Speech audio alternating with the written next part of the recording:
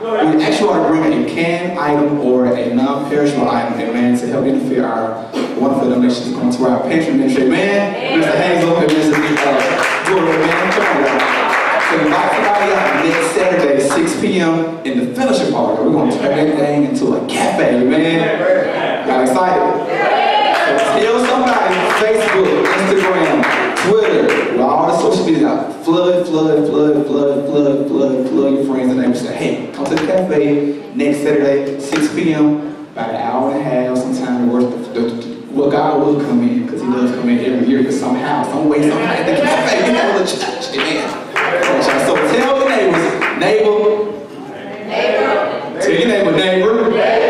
See you next Saturday, 6 p.m. It's free. It's free.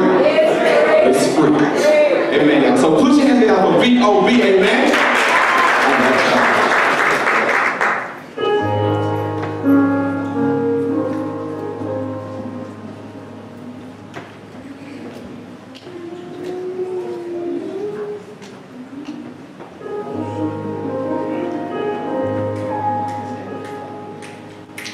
Y'all see this?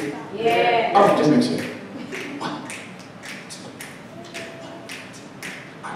I know it was the blood for me. I know it was the blood for me. One day when I was lost, he died on the cross. I know it was the blood for me. I know it was the blood for me. I know it was the blood for me.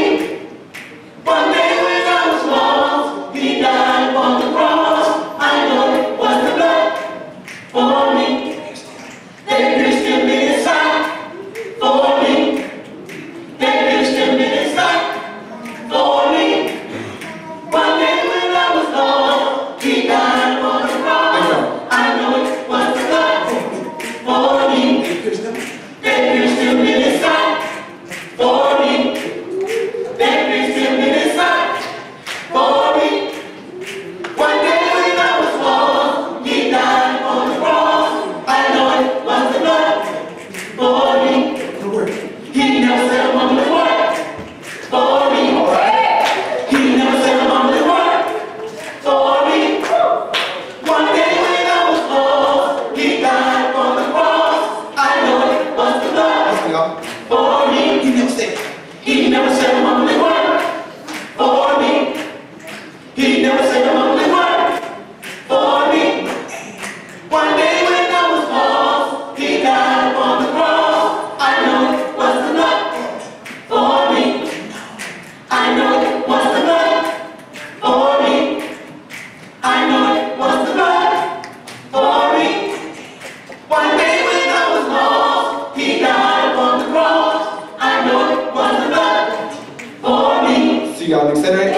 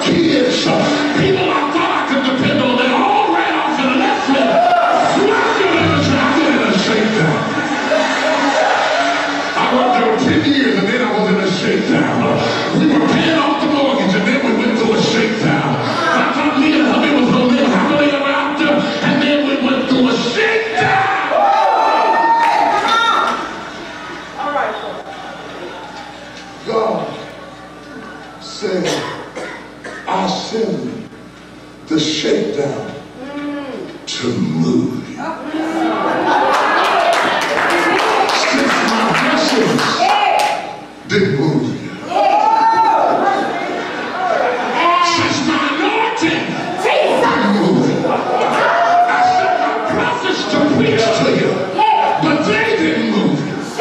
Since you got so cold and hard and you don't even listen to when I'm talking to you, God said, I'm going to speak to you in a language you understand. If I cannot move you to the next dimension spiritually, I'll move you traumatically. Because I got too much invested in you. I paid too much to get you out of the sewer you need.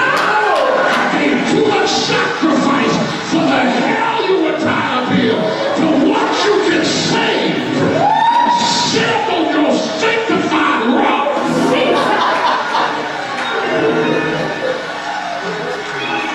Looking all comfortable. I'm gonna shake you till you pray again. I'm gonna shake you till you turn off your TV set and get back in your Bible here. I'm gonna shake you till you start speaking in tongues. I'm the anointing of the Holy Ghost. I'm gonna shake you till your jaws rattle. I'm gonna shake you till you lose your carnality. I'm gonna shake you.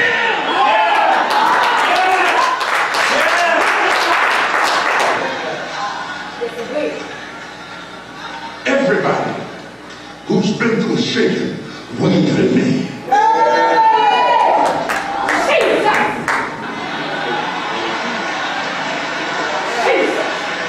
That's why you like to die but didn't die. You almost quit but didn't fall. God said, I never shook you to break you. I shook you to shift you.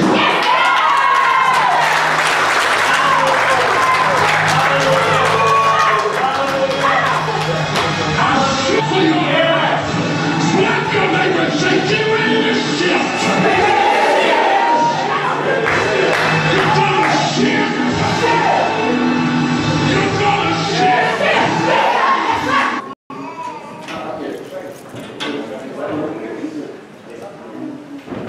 Amen.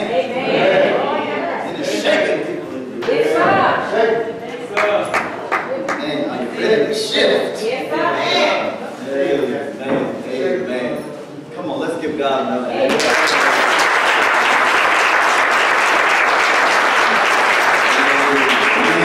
Amen.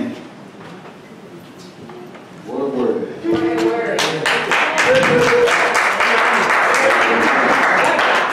Y'all gonna get 2 sermons today.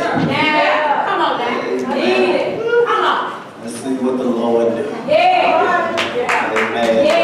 I just got a feeling God is getting ready to do something. I think this is a divine setup. Come on, there. Yes, sir. You see what's about to happen, you just know that this is a divine setup. Come on, now. Amen. A divine setup for sure.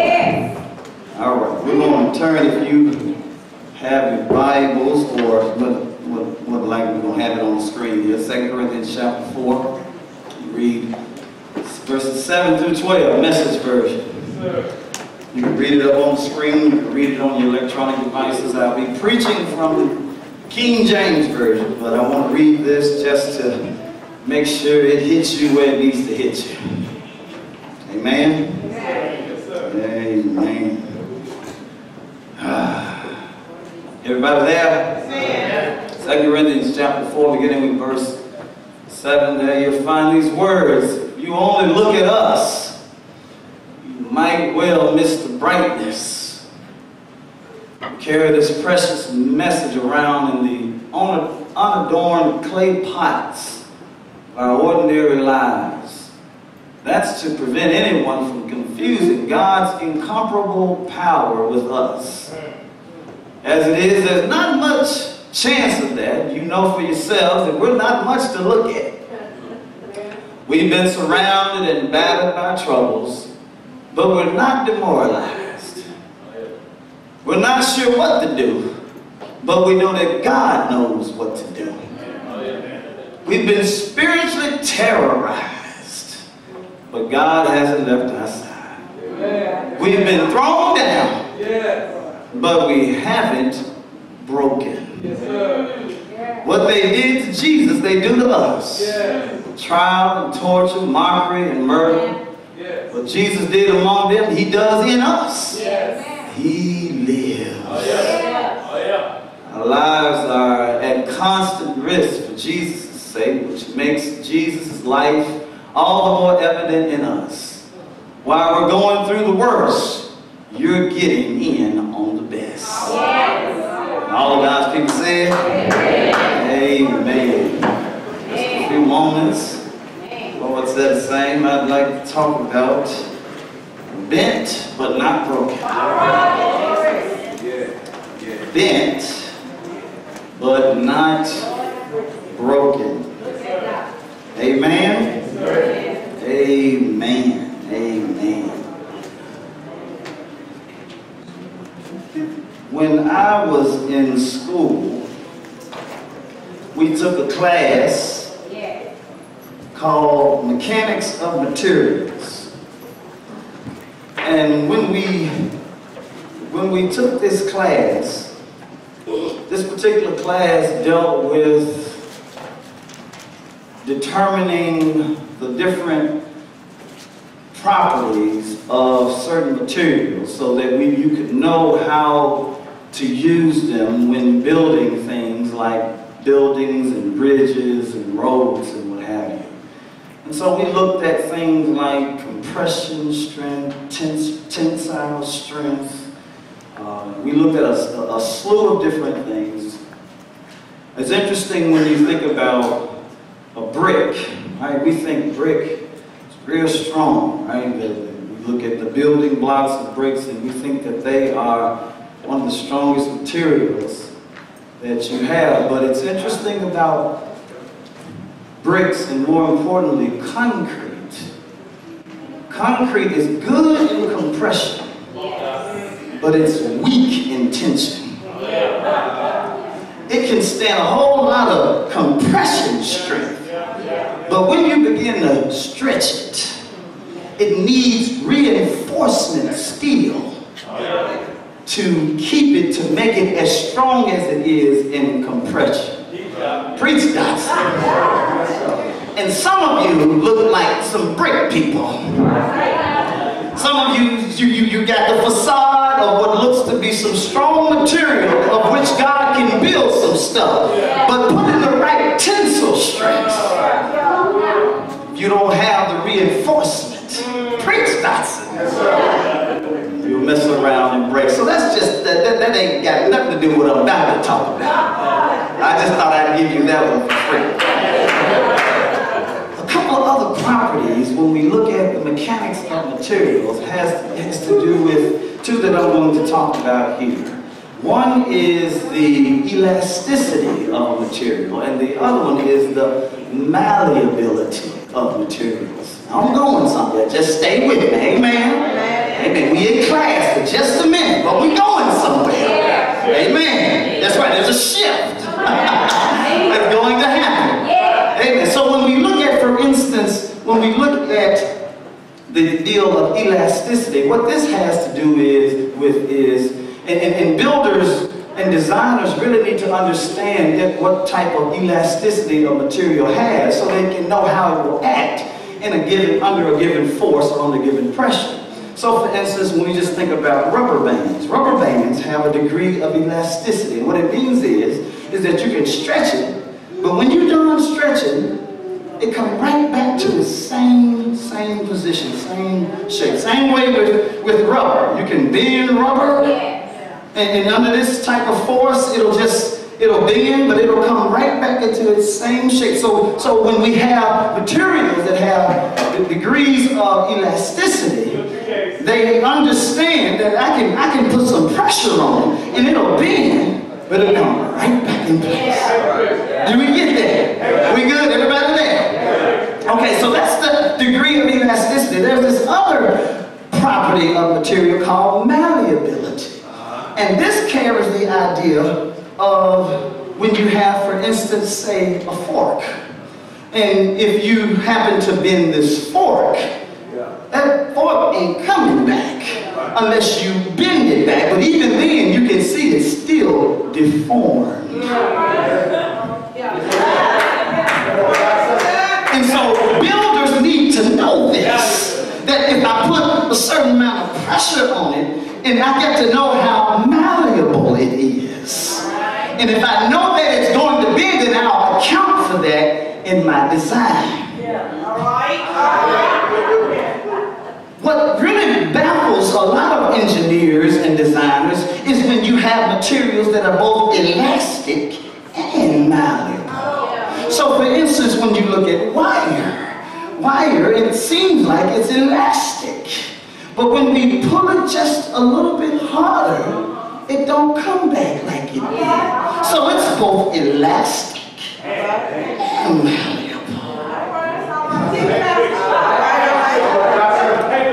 As we look at this text, Paul is describing some events, particularly in the first 3 chapters, but he goes on even further in other chapters, talking about a lot of the trials that he's going through and that he's been through.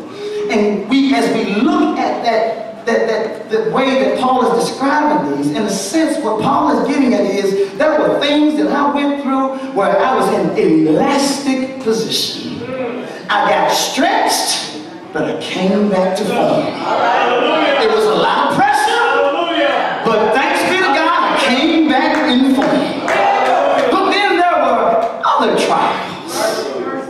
There were other things that stretched me to the point of where I thought I was going to be dead. And it changed me such that when I came out of there, I'm the same, but I'm different. I'm bent, but I'm not broken. I wish I had y'all just help me preach this. And so a lot of times in life we experience this and we think God is really, I can't believe this, as T.D. Jakes just showed us, or just told us. He thinks we're thinking that he's out to break us. But really he's just out to shake us and bend us. And he's trying to do something, right? He's trying to get us somewhere. And Paul realizes this when he's talking to these Corinthians. He's like, look, I'm going through some stuff, but I'm trying to get you to see that what's going on in me is a work of Christ.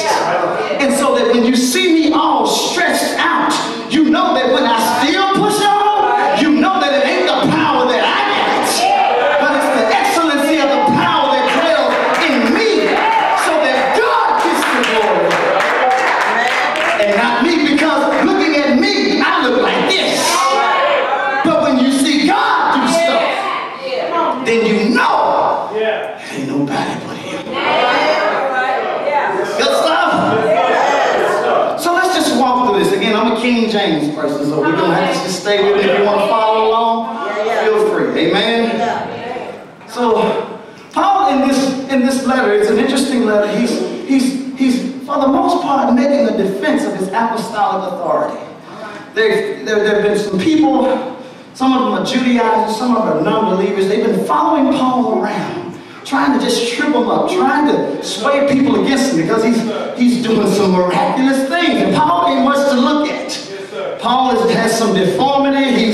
He ain't really good at speaking. When you read his letters, he got some issues. And they don't like this and they're trying to capitalize it. But the power of God that's in him keeps rising to the top.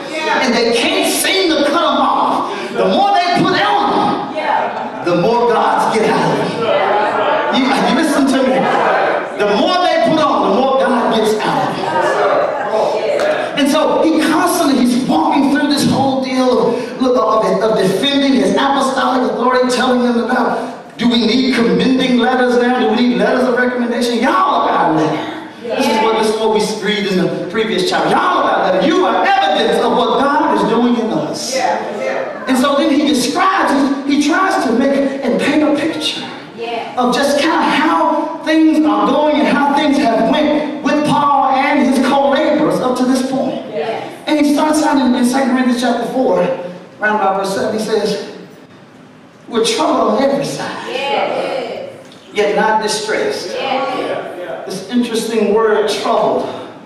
carries the meaning of distress, of turmoil, of calamity. Everything just going haywire. And he says, I'm troubled, but I'm not distressed. And so, if you look at the Greek, if you look at the original, those words are very close related. It's almost if Paul is saying, I'm troubled, but I'm not troubled. I'm going through. I ain't really going through. I'm in pain. I'm not really in pain. Are you following me? So he says, I'm troubled, but I'm not distressed. In other words, I'm not totally stressed out. Does that make sense?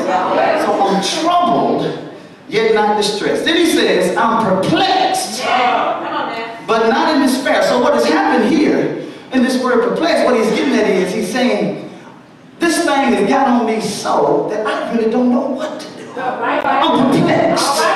I'm dumbfounded. I'm baffled. I can't really see my way out of this. I can't quote enough scriptures to get me out of this. I can't go to enough Sunday school classes to get me out. I've been to Bible study, but it ain't seemingly helping me. And so I'm perplexed. I don't know what to do. But God knows what to do. I'm perplexed, but I'm not in despair. Amen. I don't know what to do, but I'm not going to stress out about it. Even if I sit here and do nothing, God on my side, He knows what to do. And even if I try to run from Him, He chases after me. Perplexed, but not in despair.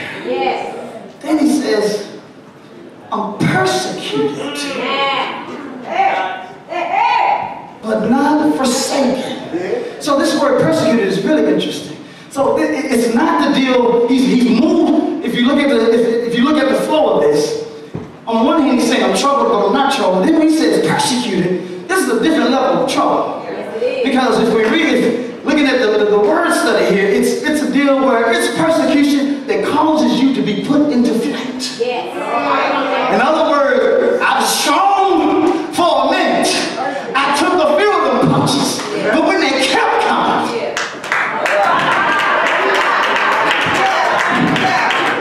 and I got on down. Some of you used to fight like that. You used to throw them blows as long as you could, but when you saw them jokers coming out of the woodwork, and Paul is trying to paint this picture. There was a time in my missionary Christian life where I was going through, and I tried as long as I could to box with them jokers and do lick for lick, tat for tat. But when it came so overwhelming, it put me to flight. And I had to get away. And I had to run. Are you listening to me? To some of you strong, holier than thou Christians, the Bible toting, scripture quoting Christians, I know you don't ever run. I know you got it all together, but for the rest of us, when life throws so much at us, we're trying to figure out life, all we can do is that. But look, listen to what he says. Persecuted, but not forsaken. Oh, look at what's happening here. In other words, what he's saying, look, I'm persecuted, I'm running. Meaning that I'm running, getting away from everything that was right here. But he says, but I'm not forsaken. In other words, even when I'm running, even when I'm trying to get away from not only the folk, the demons that God, or that Satan is allowing to come in and all of this, even though that's happening, and even though God is happy in this place, and I'm running from it, I'm not forsaken. That somehow God's presence, that God's tenacity, that God's stick-to-itiveness. That's a word about that. Even he just, I can't get away.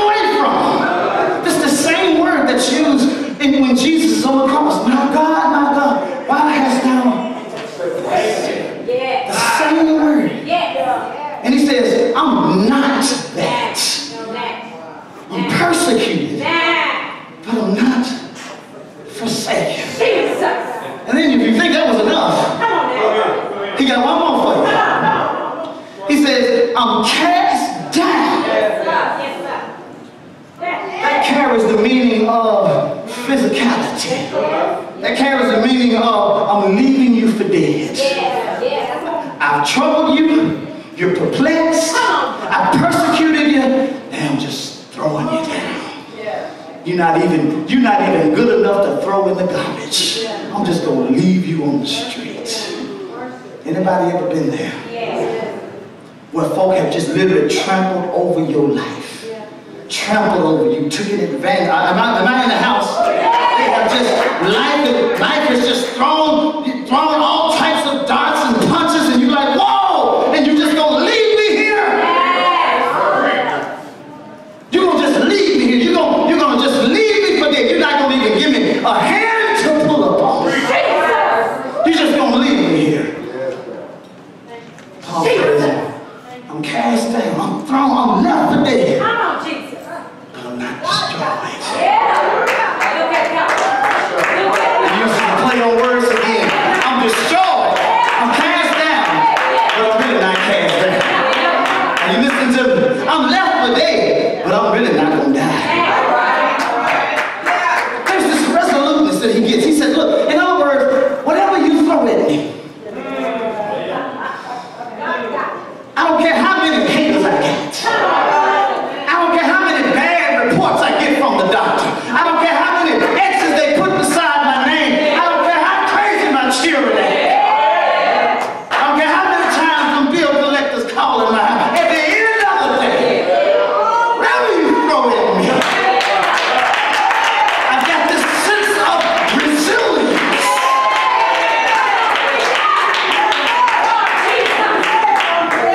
It says the harder you throw me down, the higher I jump up.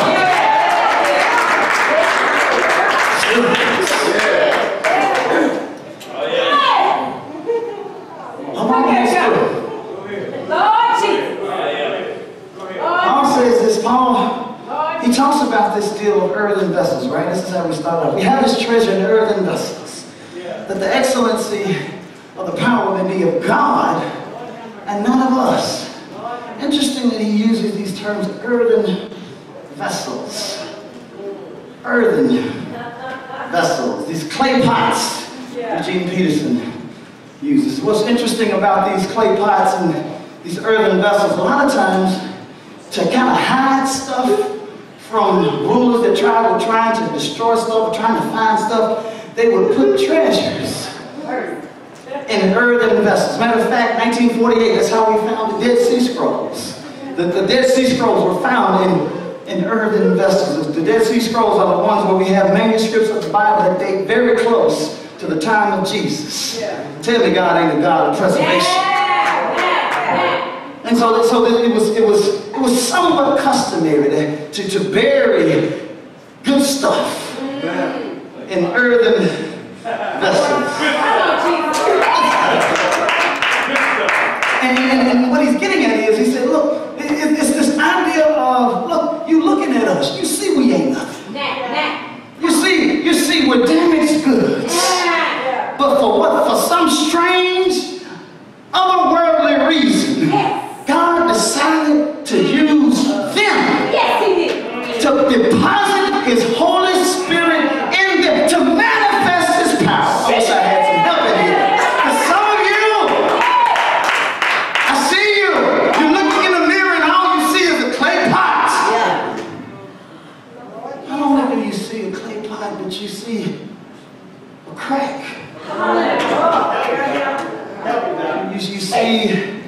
You see damaged goods. You're like, how in the world can God use a crack pot? I'm already just hurt. I mean, I don't look like nothing. Then you're going to allow crack. God, what can you do with crack stuff? What can you do with crack stuff? All right. Reminded of this story of this Indian servant. This Indian servant every day would go down to the stream and get water and fill the water. 2 pots. He'd have it on his shoulder with a rod, and he'd have both of them there. And he'd get every day, he'd fill the pots with water. And the purpose was to take the water to his master's house. And one of the pots, unfortunately, had a crack in it. So that every time they made it, these 2 pots and the servant made it to the master's house, the whole pot, the perfect pot, would always come full of water. But this old crack pot would just come half full. Come on, Jesus. This went on for years, until finally this crack pot had enough of being cracked. So I had some help. I'm talking to somebody. Somebody there right now. You're sick and tired of being cracked. You see all these beautiful pots. Everybody doing their thing. Everybody working in their ministry and their calling. But you sitting up here with your crack. And you pointed your bony finger at God. Come on, Jesus. God, how come you couldn't make me whole? Jesus. And so, crack pot had enough. This crack pot could actually talk. So this crack pot looked up to the servant and said, "Look, I'm frustrated. For 2 years now, for several years, I've been filled up at the stream, but only when I get to the master's house, I'm only half full. I'm sick of this." And the servant looked at the old crack pot and smiled. Come on, Jesus. And the next day, he had to show the crack pot some things. So he went down, same as he did every day, same thing, but this time he opened the crack pot's eyes. And what he saw was, he says, "Look, crack pot, look at these flowers that cradle the path to the master's house. Notice that there are only flowers on your side. Only on your side of the path." And so, talking to the cradle, I knew you had a crack. And instead of discarding you, I took advantage of you. What everybody else saw is a crack pot. I saw it as an opportunity. And I used your brokenness. And I planted seeds all along this path. You didn't see them for years. And I kept your eyes closed. You weren't ready yet. But I figured there'd be a moment like this where you just needed to know what your crack was for. And not only that, not only that, but those flowers that you see, every now and then I pick them. I pick them and I put them up in a beautiful bouquet. And I place them on the master's table.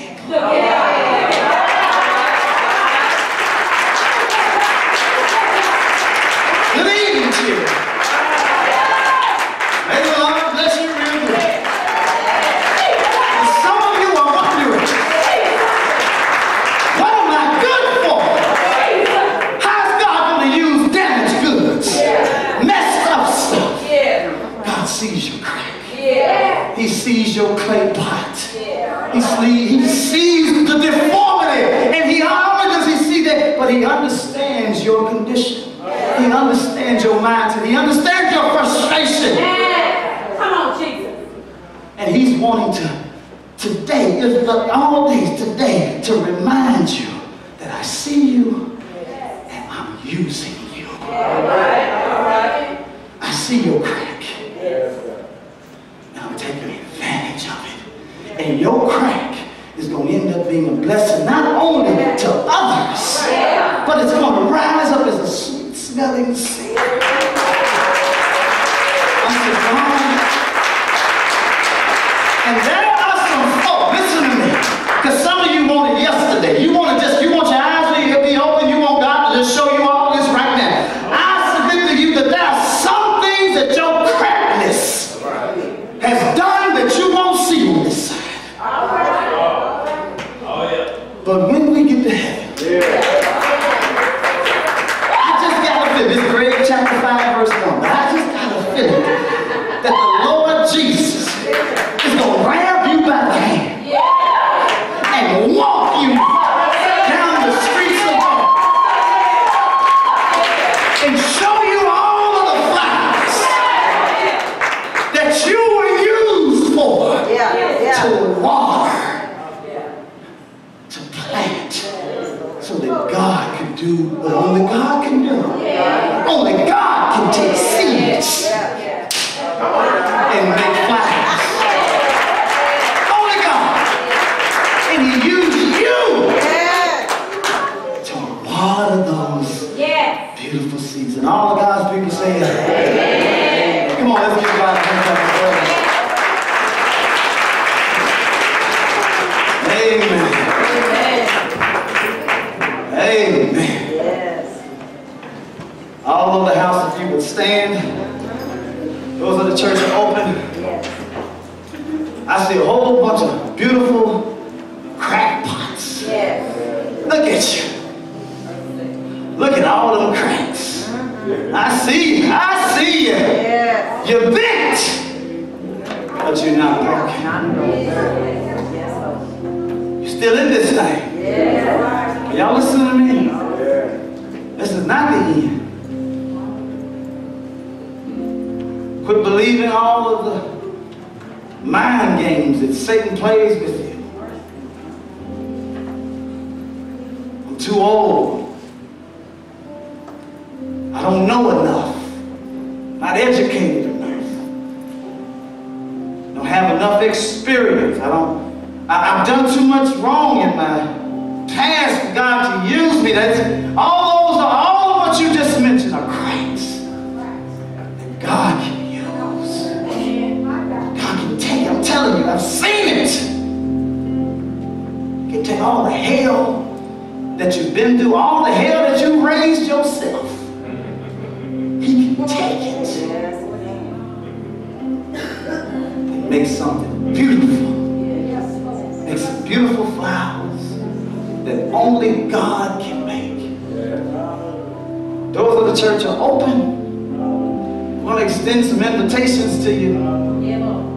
First and foremost, hey, at the end of the day, we are all crackpots.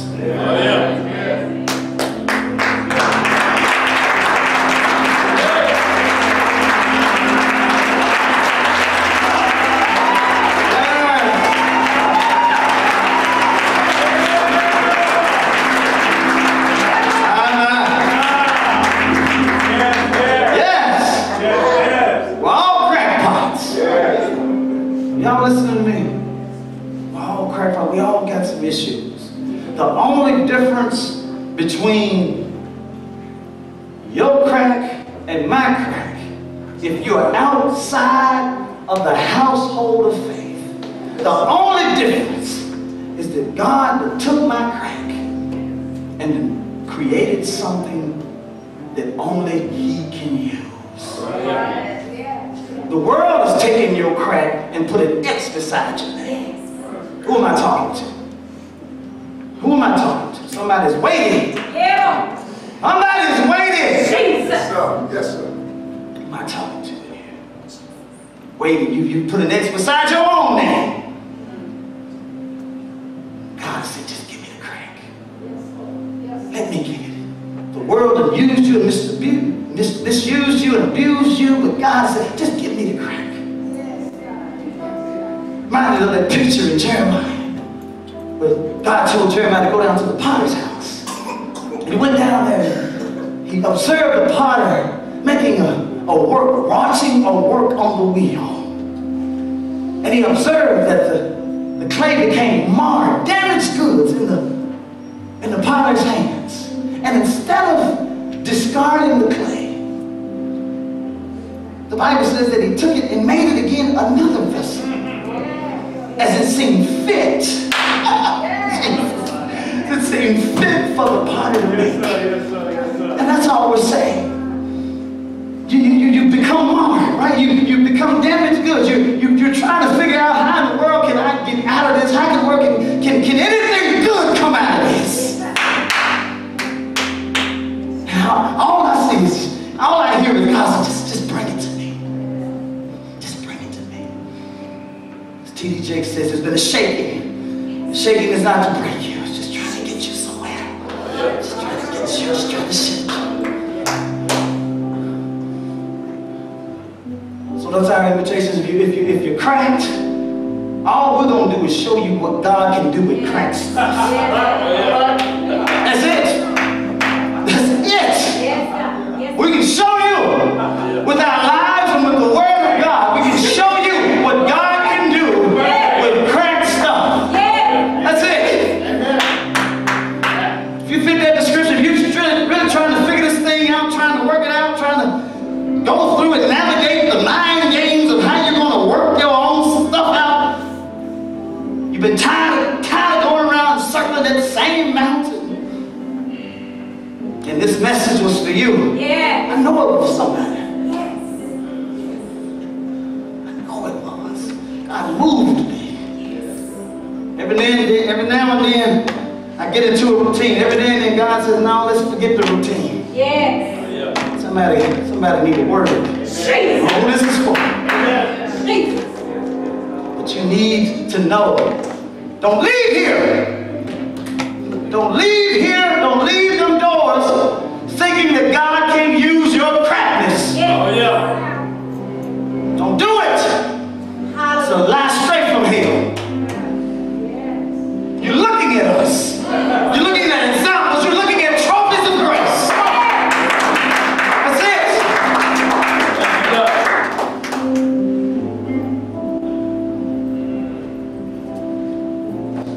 Anybody else coming today?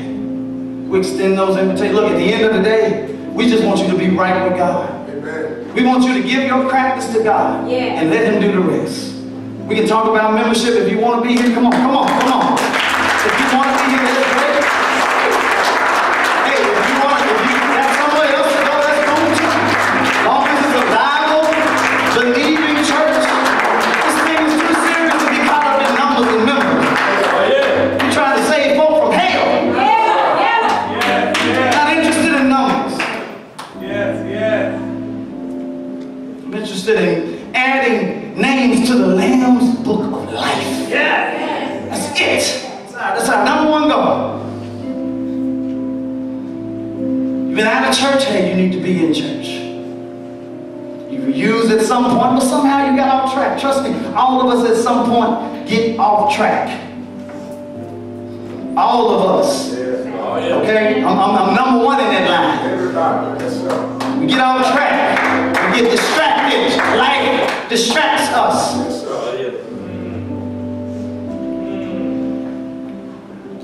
Third, if you belong somewhere else and only God's put on your heart to be here this time, this day, look, this message, if it fits the bill, hey, do what God is saying. We're not interested in church swapping.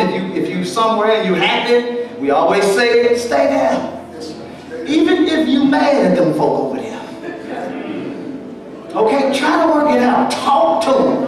Have a conversation. Pray about it. Talk and try to stay there. We don't need any more mad folk here.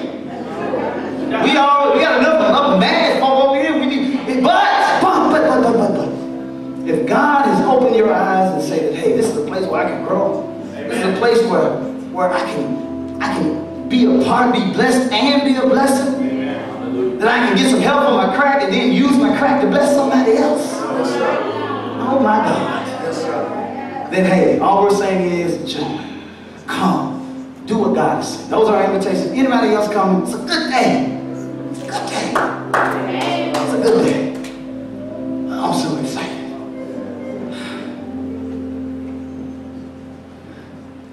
All right, you may be seated. Come on, let's give God a hand. Praise the Lord. Come. Amen.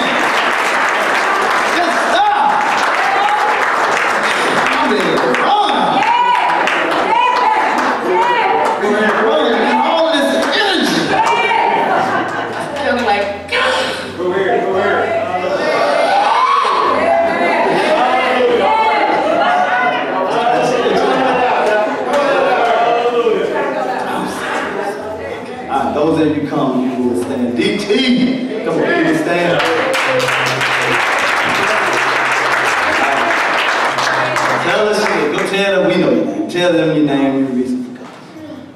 My name is Darius. I play the drums, but I came because I don't even know who I am anymore. I'm acting like a whole different person. I just want to find myself. I feel like I'm getting attacked on the inside by the devil. And I'm bringing other people that I love down. And I know that's not who I am. Come on. All right. I just want to be guided toward the right way. All right.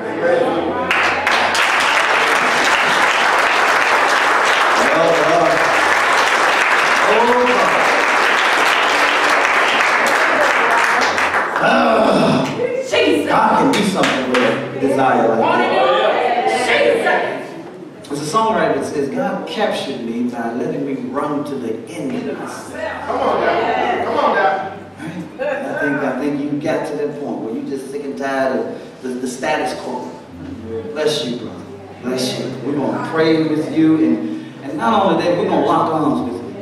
One of the things that I love about COB, and I am bragging because I love this church, but we do life together. Not interested in this whole Sunday, Wednesday church stuff. Church is Sunday through Sunday.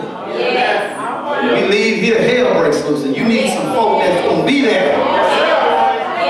We lock it on. You hear me? Lock on. We got you. We got you. All right, brother. Tell us your name and your reason for coming. My name is Karen Donovan. Karen's father. I came for his baptism. The word today was for me.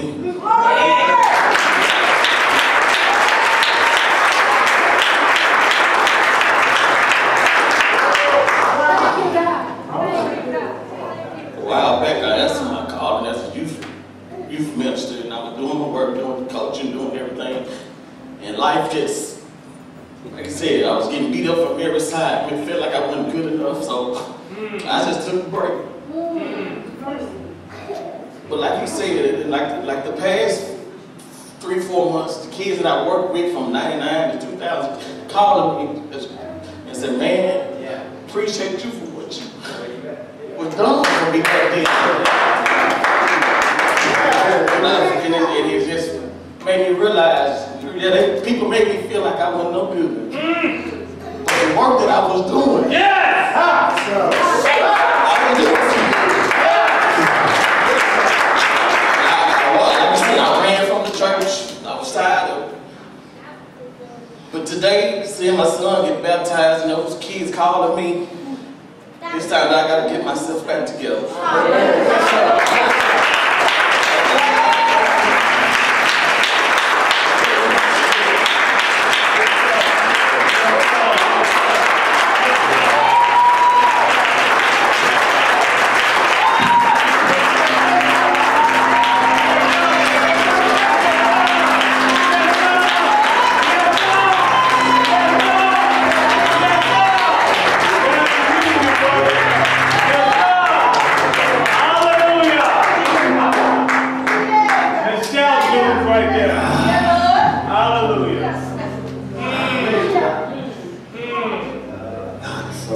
God is brilliant.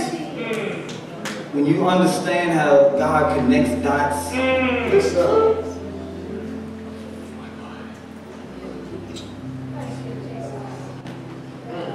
have words. I can't even quite express this. God just blows my mind. Every time I heard one preacher say, "I finally figured God out," I said, "Okay, that ain't my God." That one you figured out ain't mine.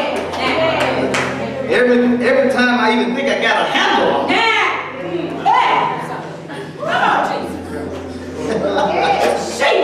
Hallelujah. Yes, sir. Hallelujah. Well, look, first and foremost, we're going to love on you, both of you brothers. Brothers of King.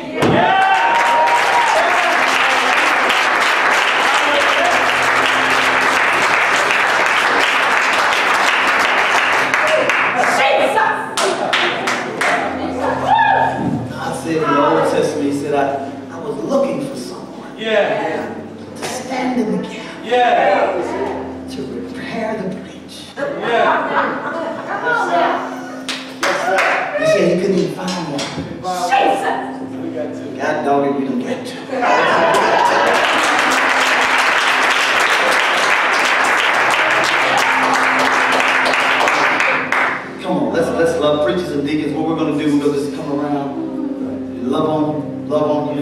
preachers and deacons, if you would just, if y'all would stand up, we're just going to love on you, brother. Love you, man. Praise God for you. We're going to just work that thing through your life together. However it work out. We're not boxing God in. Amen. Amen.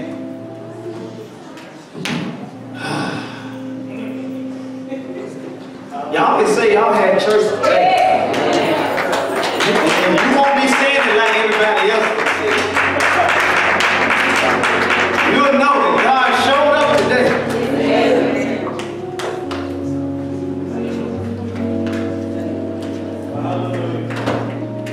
When Jacob wrestled with God, he built an altar after that fight. It really wasn't a fight. It was more just a toying around. But after he wrestled with God, he called that place Mount Bethel. And he said, surely God was in this place, and I didn't know it. And I don't know if you knew it or not, but God's been in this place. Yes, he has. God has been in this place. Yes, Amen. All right, DT, what's your name, brother? Garrett. All right, so look, we're going to have, if y'all would, just talk to my brother in the back. If you would, we're just going to have a little rap to the back. You come back. We're going to steal. We're just going to have to make sure we kind of understand their reason and walk through them, through all of what they come for. Amen? Amen. All right. Those that did not have a chance to get earlier, you would raise those up high. We're almost done. Did not have a chance to get earlier. Got some guests in the house. I just want to make sure we recognize that. Breakthrough Center, the ladies from Breakthrough. Glad to have you. If y'all would just stand. We really don't do this all the time. Yeah.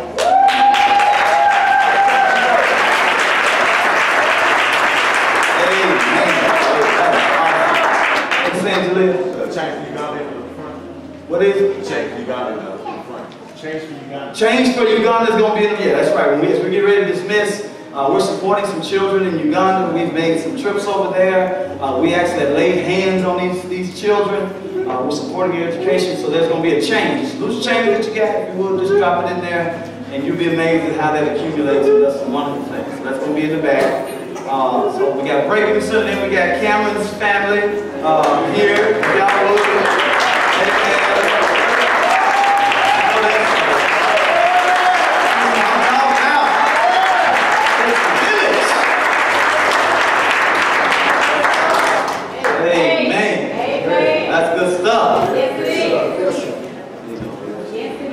About that number, they're like, okay, I got to see this to believe this. Cameron, no. I'm just joking. Okay. We're so excited for what God is going to do, has done, and is going to do in the life of Cameron. Amen. We thank you guys. We thank you for being here. We hope again that you just come and stick your head in the door. Say hey to these little country folk down here on State Line Road. Amen. Amen. All right. There's not anything else. If y'all will stay with it. Oh, yes. Yeah, got some free hot dogs. Okay? We're going to hold you over to that big meal you're going to eat later on. We really need to get rid of these hot dogs. Okay, we got a whole bunch of them left over from last weekend. Yeah, grab two. Yeah, take a whole pack. We got bonds and everything. So just be sure and get over there and get yourself. Amen? Amen. All right. All right. All over the house. All over the house. We're going to dismiss. We're going to dismiss. I would that you all would just kind of look this way.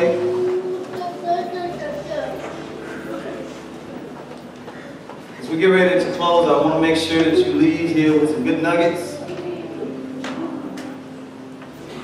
Realize that for a lot of us, we've been through some elastic situations, right? We've been stretched, but God saw fit to bring us right back where we were. But there are some times where we become malleable. We get stretched like this.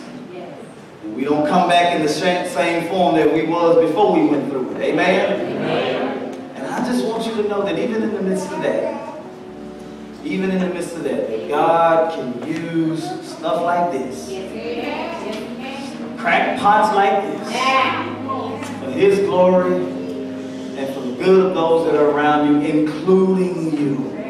I know you're troubled on every side. Don't quit. You don't know what to do. God knows what to do. Right? You feel like persecution is coming not only from without, but from within. The mind games, right? Trying to figure life out. Don't be in despair. Even when they leave you for dead, you're not destroyed. Why? Because you're here. You're still here. Which means God got work for you to do. And I'm praying that God allows that message to become real to you and portable. Share it with somebody that's in a similar situation, that's ready to give up on life. Let them know that, hey, you got a crack, I got a crack too. And we're going to just work together and see what God's going to do. Amen? Amen? All right, before we leave, I just was reminded of one more thing. We're about to be dismissed. Is Cameron in the house? Is he back in here? Okay, we got a baptismal certificate. You people remain standing. Okay. We'd like to go ahead and do this. This is his baptismal certificate.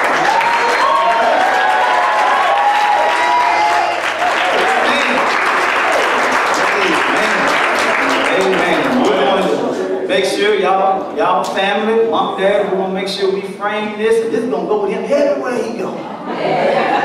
In the college dorm room. Hallelujah. Thank you, Jesus. Amen. Don't lose. Matter of fact, make some copies. I have one for his room at the house and the door. He about to go. Amen. Amen. All right. Come on, let's give it up for Cameron. God, give me time and mercy to your various destinations. Don't forget them hot dogs. See you next time. You are dismissed.